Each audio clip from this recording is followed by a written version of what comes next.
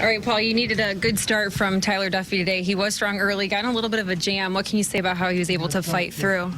I'll probably preface comments about Tyler just in that it's good to win a game. The homestand was mostly a struggle. We ended up 2-5.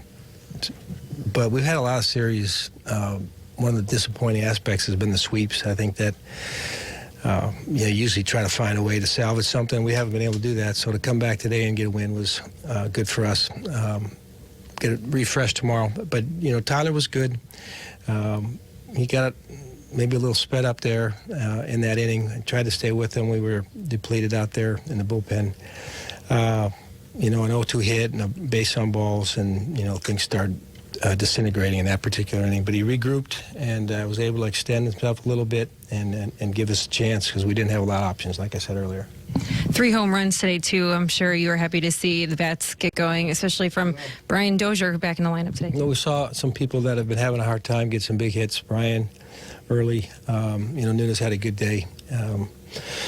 But to see Brian get a home run, get it rewarded for some of the work, and Miguel's been he's been fighting it too. I think he's got the makeup to get his way through this thing. But it was nice to see him get a ball out of the park. And lastly, I'll mention Byung Ho's base hit because runners in scoring position. He's been putting a lot of pressure on himself, and he fought off a tough pitch there and got a big insurance run for us.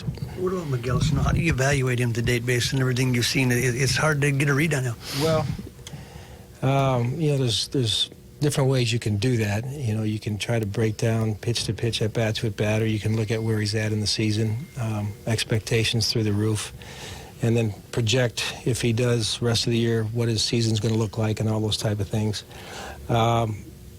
It hasn't been what everyone was hoping it would be. Just be a guy who can come out and dominate in his second year and all the hype.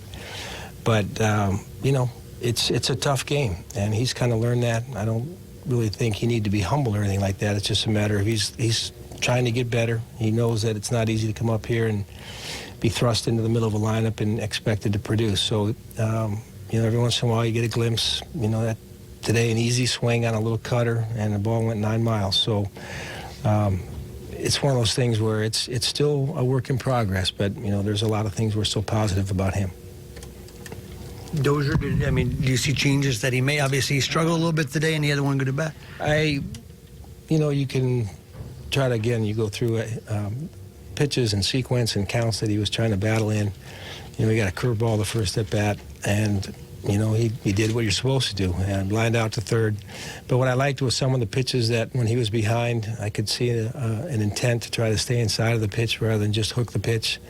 He ended up striking out a couple of times, but I thought his overall approach, there was a little bit of sign that, he's trying to implement some of the things that he knows he needs to do.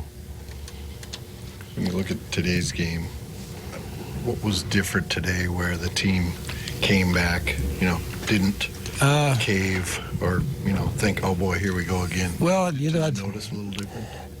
A lot of these games we've hung in there. We haven't gotten big hits to either narrow the gap or overcome the gap.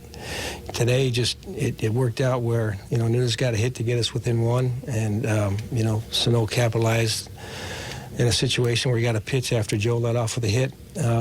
It's not like we haven't given ourselves opportunities even last night. It's just so we haven't been able to finish. And today, we hung with it.